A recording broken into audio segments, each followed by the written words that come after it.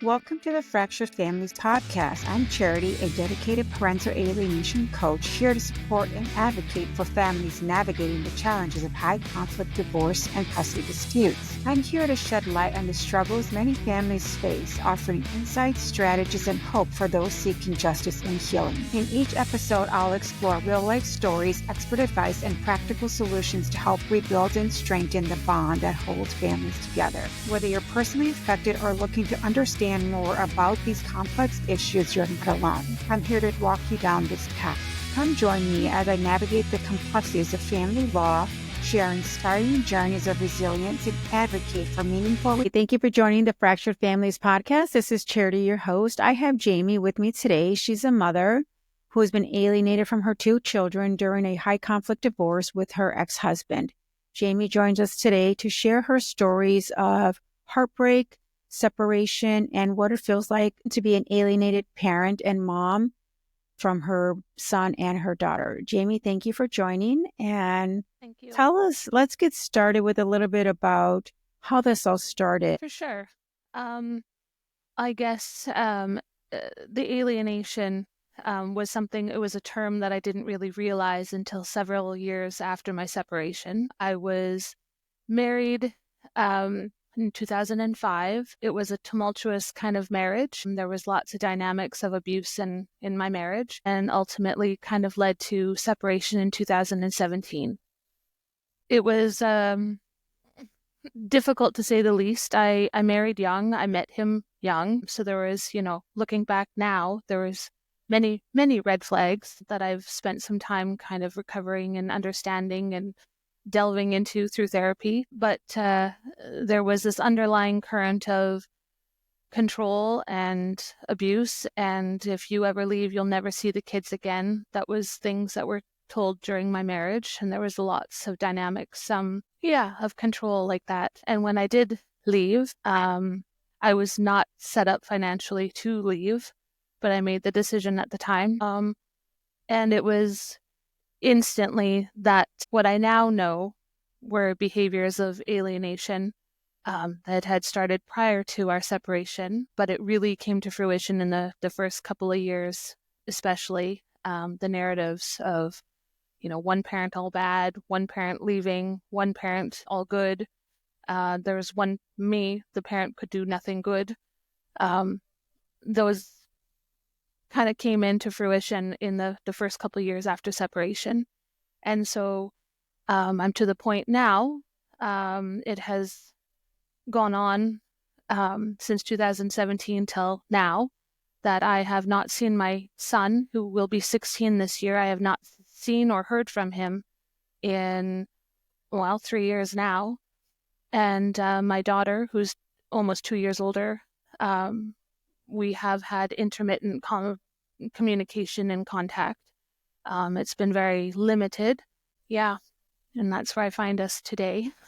Lots of ins and outs through court system and things like that. So how old were the kids when you separated? they would have been about 8 and 10, not quite 10. Yeah. And during the time of the marriage, what was the relationship like with you and the children? Did you work? Were you a stay-at-home mom? What did that role look like for you? So I was a stay-at-home mom. I married into a very conservative family, very religious, very conservative. I was not born and raised into that, but I married into that. So I quit working. Finances were, I had no bank accounts or credit cards or anything like that in my name. I didn't even have vehicle insurance in my name. Everything was kind of controlled through him. We had a construction company together. And then when our kids were, our son was about 1.5 years and our daughter wasn't quite 4, we started another business. I had a brick and mortar, I'm a florist, and I had a flower shop.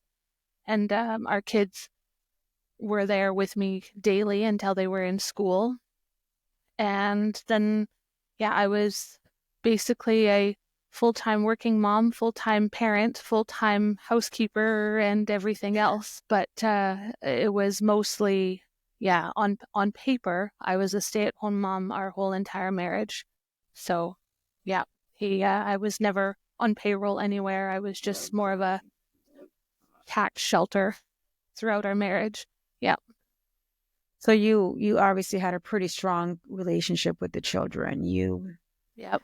Day in, day out, every day, 24 hours, 7 days a week. I mean, I wasn't the type to even get a babysitter for anything. It was, once in a while, a family friend would watch our kids if we had to do an adult event somewhere. Like we were part of our local chamber of commerce and things like that. But other than that, I was a full-time mom.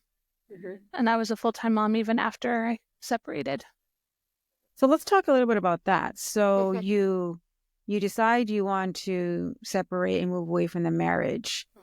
And how did that transition go from you being a mom, full-time mom with the kids after that to him alienating? Initially, I guess it was the human hurt of a marriage breakdown, but it was he could never separate. It was the marriage that broke down, not the family broke down. Mm-hmm. So I really tried my hardest to make sure that we were still a family. Mom is still mom, dad is still dad, and we love you both to the kids. Mm-hmm. But it was mom left us. Mom broke up our family. Mom damaged our family. Mom chose herself over you. Like those were kind of the initial, to an 8 and a 10-year-old. They were being told things like that. Then started kind of the gifts and the promises of, if you stay with me, or you'll be able to choose where you want to live soon. And if you choose you want to live here, then we'll do A, B, C, and D. He'd have rewards and bribes and things like that. And I just financially could not do some of the things that he was able to do with the kids. So that was some of the breakdown.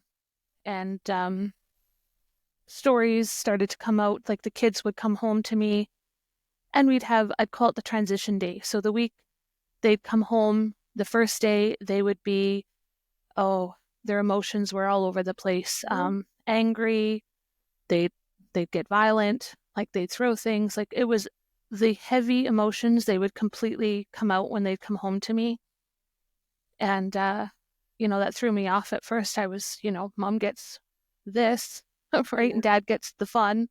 And, it was difficult, I knew, for them. But the day I took my kids, I remember this very specifically, the day I took my kids to show them the house that we would be moving to and the place that we'd be moving to when I was leaving their father. Mm-hmm. Both of my children, they cried happy tears. They were like, Mom, we're happy about this.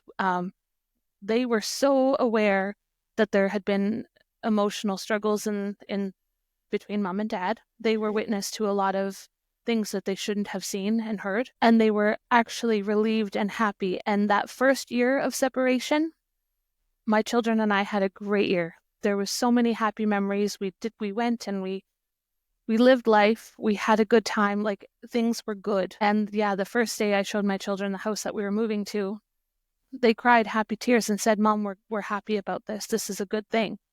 At 8 and 10, they were very aware that things were not okay, things were not right, and this was a better change. Within 2 years, they'd come home from their dads and they'd be telling me stories that their memories of things that they were not either born to have remembered, they were not around, but they would remember. They'd say, I remember when this happened. Mm-hmm. So those were things that I now know and look back on. Yeah.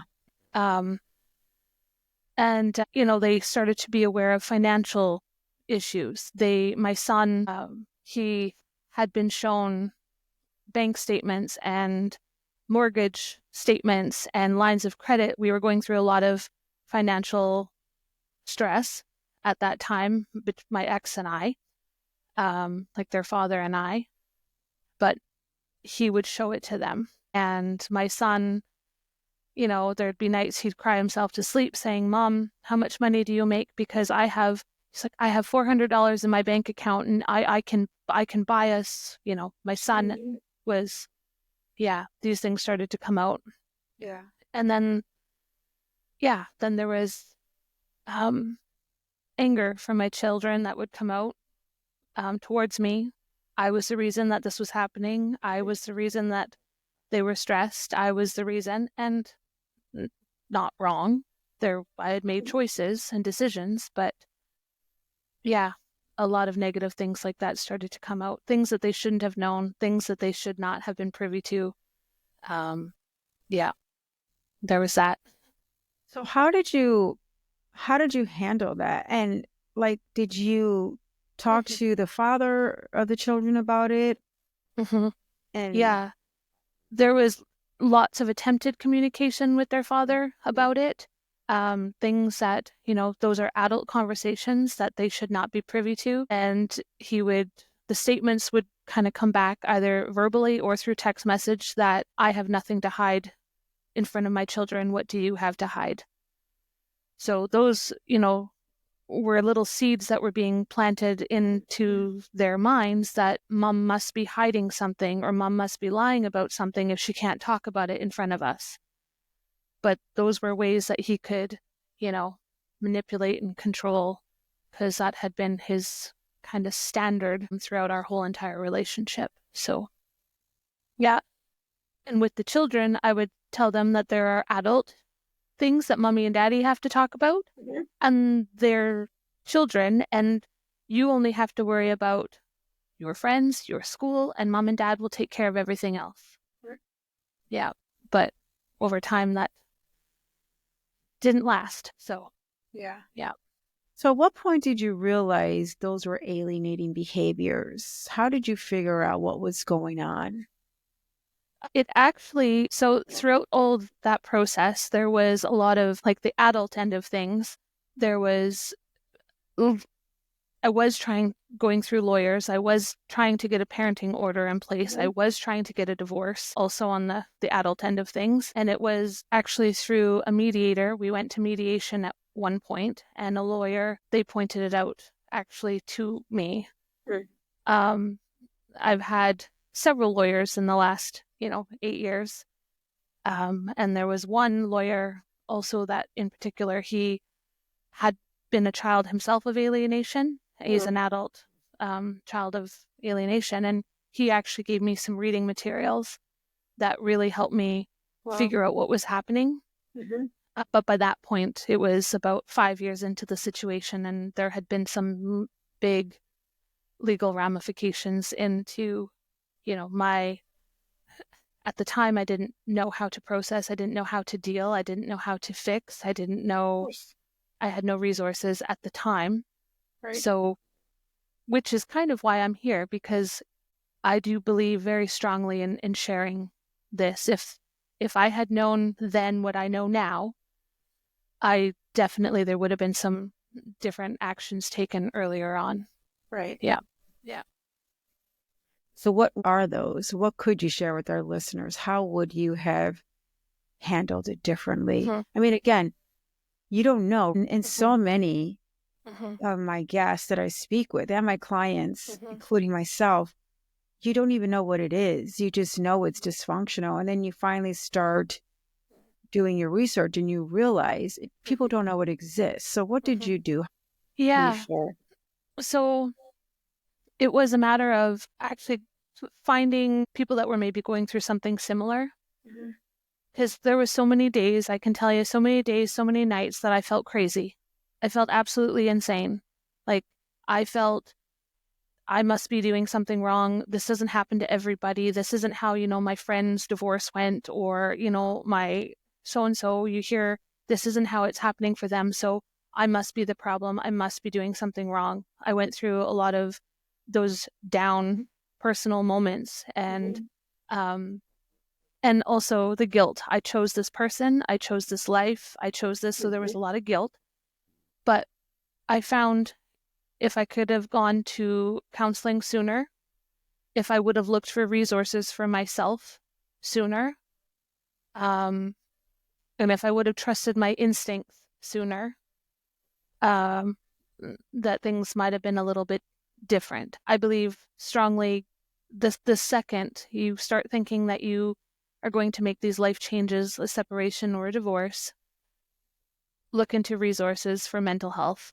Like mental health would have been, that has been a big player in myself, my children, my family, my friends, this whole process. And if you, there's in my area, like I'm in Canada, my area, there are a lot of free programs for mental health. There's waiting lists, but there are some free things. I wish I would have looked into that sooner, because the attack that you get from the alienator is so damaging to your self-worth. Being able to stay calm and let your ego go and not make it about yourself and making it focusing on the children was hard when you were so tired, so much in pain.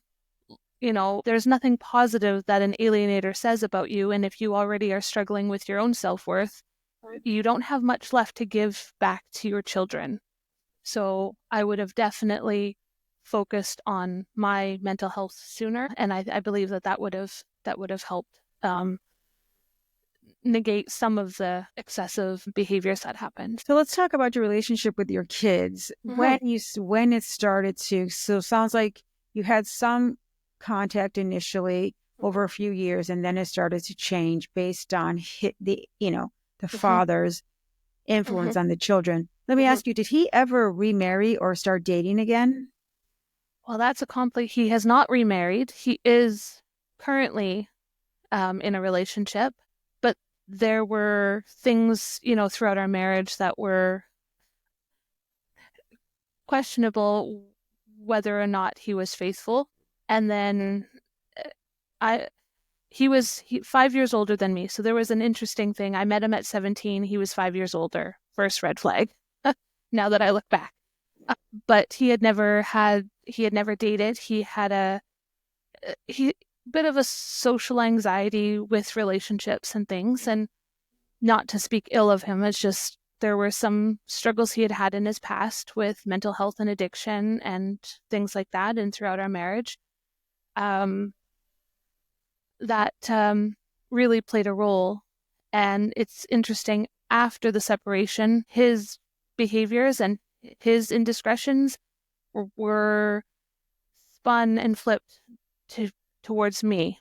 There was a lot of behaviors that he did that he would tell the kids I was doing or I had done. So I spent a number of years feeling in defense, like I had to defend myself to my children, which now I know I should not have done. I didn't need to do that.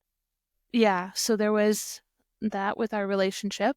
There's things in my story that, it might go in a book one day. I haven't decided, but through our marriage and through the first parts of the separation, my social media was compromised by him. He would get into Messenger and he knew my passwords. Some days I'd have to change passwords on all of my devices 4, 5, 6, 10 times a day. He'd know my location in my vehicle. I'd be in a different town and he'd send me a message. What's so interesting over there? Why do you have to be there today? In the course of 4 years, my vehicle was broke into 17 times. Now, I'm not suggesting, I cannot confirm nor deny, but there were things that happened throughout the course of the separation that were not your typical. I had police officers that were wanting to do a check for bugs on my vehicle. They look for technology that was tracking me. There were things. I had taken my children to a new doctor, and we had just done our first couple of, you meet and greet a doctor and your first checkup kind of thing. The second trip back, my son's information was not in their clinic information. It's like we had never even signed the paperwork or even been there. And then my information multiple times was all my next of kin or my emergency contacts. Everything was all changed back to my ex-husband, which is things that I have not done. My ex had been seeing someone who used to actually be an employee of us. That's the interesting part. And she was selling my children's toys and things from their father's house, and they were upset about it. They had brought it to my attention and they were upset. And there was a day I said I would talk to their father about that situation, and he sent a picture to me. I was told by my lawyer to do everything through either email or text message so that it wasn't verbal anymore, because I had tried to do verbal communication and everything got lost in translation. So text messages, that's a big thing. Email, something that it's traceable, tangible. They can't spin your words because it's right there in black and white. It's good communication. But yes, he had booked an appointment to see my doctor under my name, and he sent me a picture of her business card while he was sitting in her office. So there was these things that have happened with, I don't know if he booked the appointment or if the person he was seeing at the time booked the appointment. And these are crazy making behaviors. Like when you say that, you sound irrational, and that can't happen, and that's not possible. And there's so many more. And then the financial end of things. There was a financial control. I mean, even after, there were lines of credit that I didn't know we even had that were somehow in joint names. And as soon as I left him, it was somehow his name was off of these lines of credit and my name was solely on these lines of credit that were maxed out. So I've gone through a bankruptcy. I've gone through, everything financial ruin you could possibly imagine. I have been there. And then false allegations of abuse. And I've worked here with CPS. They've been called on me as I was speaking with a friend how to go about reporting some things. And next thing I know, it's been spun around, the story's spun around that it's happening or it has happened in my house or my home. It's been insane. And the term flying monkeys, that's a term that's been thrown around on the internet now, but they're real. Yeah. And people that you thought would support you and had seen you as a parent instantly believe and be brought into his kind of circle. And we were in a small town. We had a couple of businesses, and so we were very well known in the community. And so that played a factor too into how this has played out over the years. Everybody knows us. So let's talk about the relationship with the children after the few years and they started to separate. How did it go from visitation? What did that look like and feel like? And when did you stop seeing the kids and how did that transpire? It started to be when they would question, like they'd come back from visiting dad and they would come back and question things that had happened in the marriage. That was a big one. It really went downhill through, we'll say, the COVID years. The kids, being at home and not seeing their friends or having an outlet.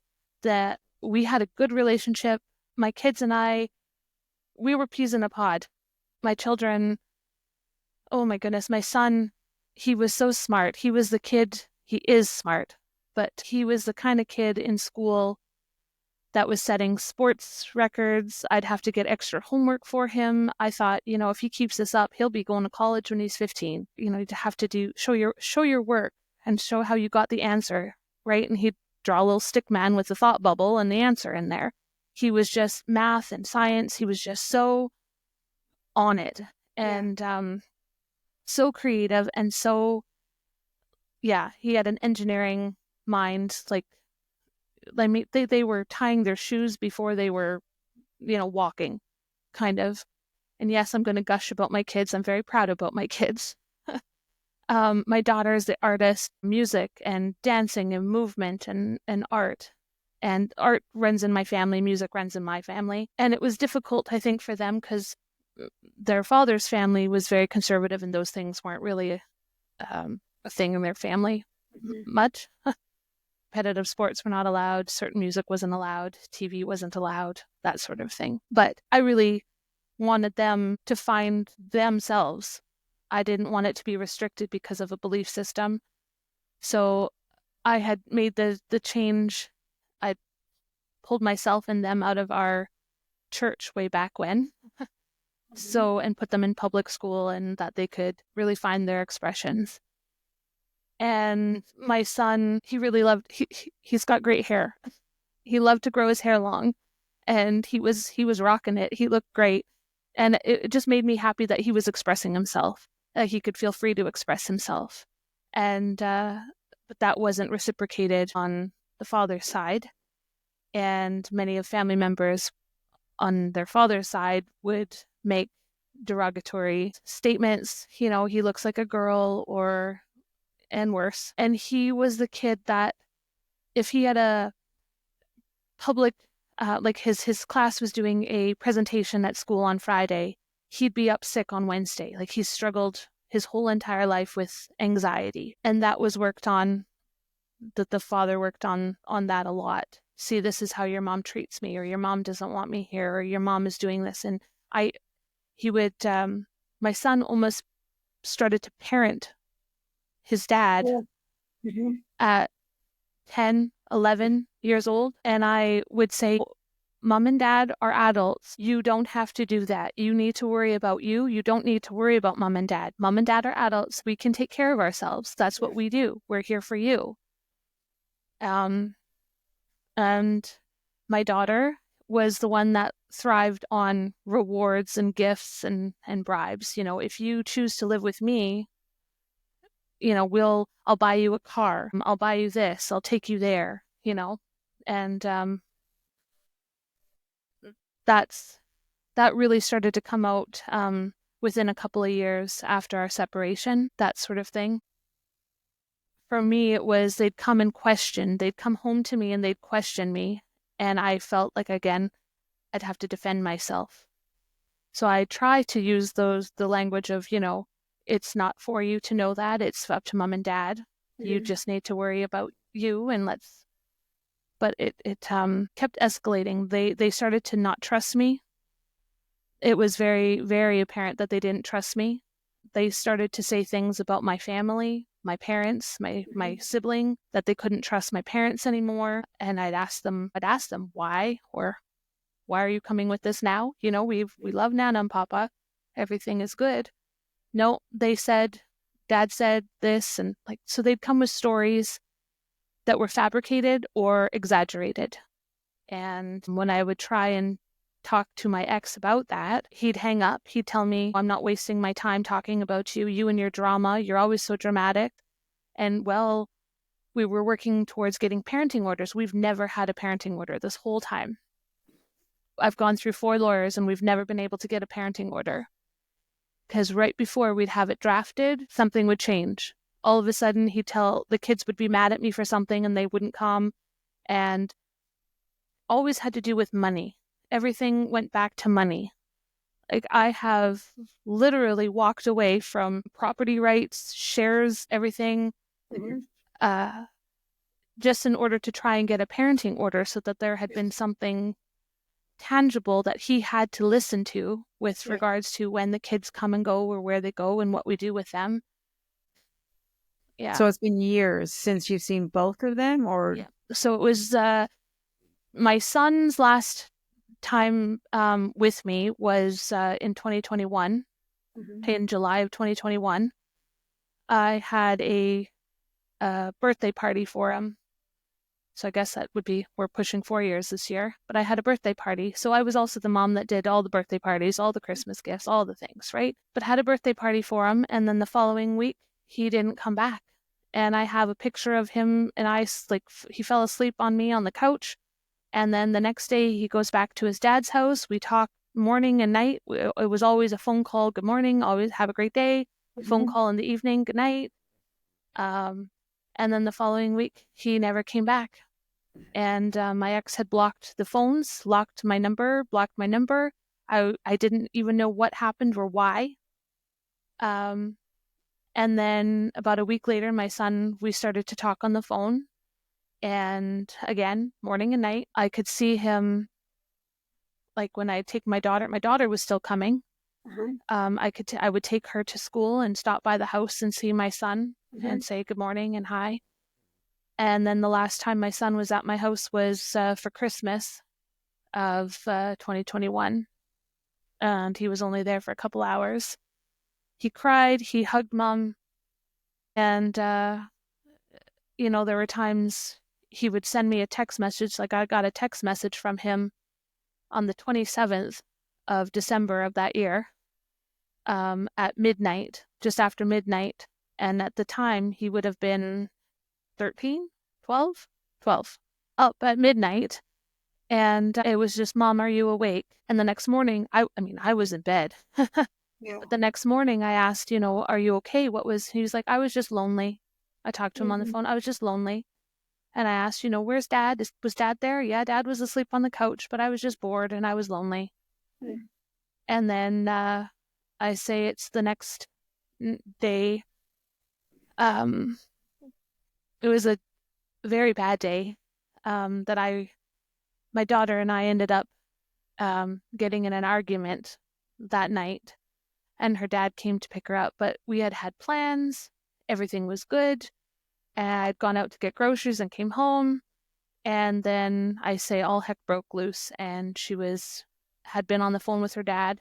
And this had been a common thing. After they'd get on the phone with Dad, all of a sudden they were mad, wanted to go to Dad's house, and you had no idea what was said, what was done. And at that point too, my daughter, she had been diagnosed, she's type 1 diabetic. My daughter, she was diagnosed right before her 12th birthday. I had spent 4 days sleeping in the hospital beside her, because when she was diagnosed, like, we had done some blood work, there were some signs and symptoms, and we had done some blood work, and she was diagnosed, and we had to take her to the hospital immediately, get her some treatment right off the bat. And I spent 4 days in the hospital with her. A couple of years later, it was, you weren't there, Mom. Dad was there. It wasn't you that was at the hospital, it was Dad. Even though I had pictures, the whole 9 yards, it was, no, you weren't there, Dad was there. I keep going to that moment knowing that any of the angry outbursts or the angry words or the things that were said, they are so confused. Like, all I can say is, I was confused most of my marriage with my husband. I recognize now in my children the same feelings that I had throughout my marriage. Yeah. Yeah. So they're the victims of what you endured all those years, and they're children, and they're not nearly as equipped to handle. And even as an adult, you weren't equipped to handle it. And now they're under his care constantly. Yep. And he's recreating the person he is in them, because he's their sole source of all parenting, all decision making, and all moral and ethical belief systems. 100%. Yep. Was every once in a while I go back through some text messages and just to start to doubt, maybe it is me again. Like, I go through these ups and downs and these waves of trying to understand how we got to where we are today. Right. And I found a text message from years ago. Like I said, I always had a good morning call and a good night call, right? If the kids were with him or they were with me, he'd call, and, vice versa. But it was a night that it was a Thursday evening. It was their last day of school on the Friday. And there were some fun activities planned for the kids at the school the next day.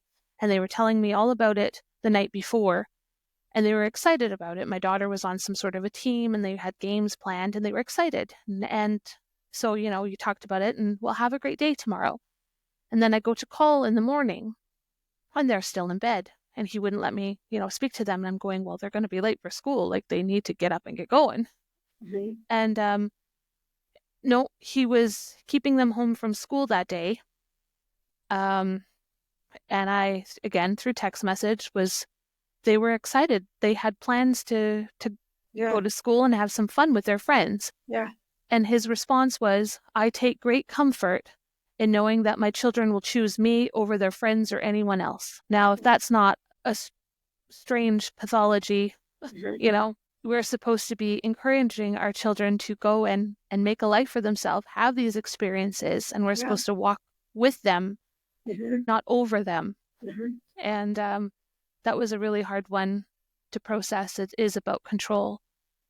And since my children have been now full-time with their dad, which started in, like, my son, it would be January of 2022 when I went, like, they had no contact with me after that for a while. That year, my daughter ended up being airlifted to a children's hospital and spent 11 days in a hospital with acute ketoacidosis, which is, if you're familiar with diabetes, but her organs started to fail. Her brain was shutting down. She almost didn't make it. And my son, who I had said was He's so smart, and so capable. He started to miss school weeks at a time. Again, we had no parenting order. And when I would research it with the schools or go to the school and ask, they said, nope, we can't give you this because the father said. And again, I asked the schools, you don't have documentation. They've had to take it to their legal entities, right? And I get very basic information to this day. But my son is now, he should be in grade 10. He's in a modified program, and he has failed. Last year, he missed over half of his schooling. Like, he missed over half of, there was 180 days of school, and he missed 97 or 98 days of school. And when I try and speak to, I went to the top, not the principal, I went to the school board and beyond, and they are so not equipped to deal with this, this. Yeah. My son had missed 5 weeks of school consecutively, 5 weeks of school. And because he was getting parental excused absences from his father, they didn't even look into it. The principal said, he's not even on our radar. So the whole system is kind of designed to fail. So I've been fighting legally to try and get access to their schooling information. And their medical information, because I was not being given any information, or because they are not in my daily care, I am not allowed to make decisions for them. Is there any plan legally for you, or do they wash their hands of it because they're teenagers now? One judge said if they were old enough to tie their shoes, they were old enough to make their own decisions. I have just recently been, a year ago, charged with criminal harassment for texting and asking my ex medical information about my son, which went through the courts, and it's all been kind of dropped. And they basically, said, this is ridiculous. But I just recently have an order now that I am able to access their information. He has to provide me their information. I still don't have the ability to make any decisions for them. It's been a long process, but there is the access to information right now that I can get, and it is a court-stamped document. But yeah, unless I had $1 million, I can't afford the legal system. My daughter has reached out since this document. This document was stamped January 30th of this year.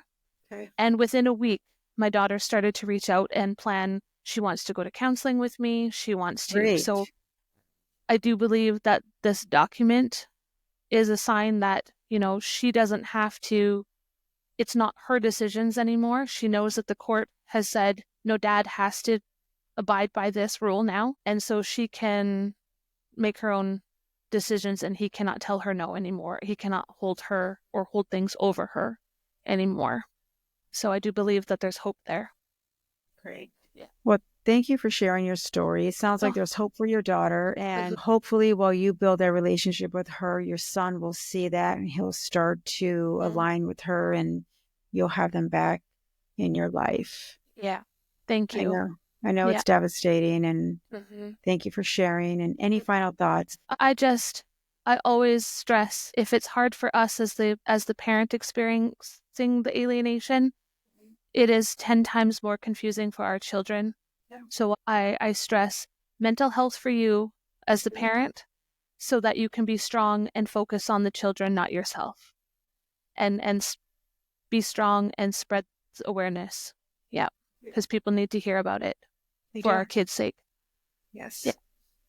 All right. Thank you, Jayme. Thank you for joining. Yeah. Thank you for joining me on this episode of the Fractured Families podcast. I hope our conversation has provided you with support, understanding, and actionable insights to help you navigate your own family challenges. Remember, healing is a journey, and reaching out for help is a sign of strength. You're not alone. If you found value in today's episode, please subscribe, rate, and leave a review. Your support helps us reach more families in need.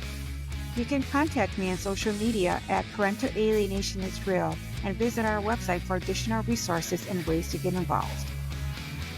Stay strong, stay connected, and keep fighting for the family bonds that matter most. Until next time, take care and stay resilient.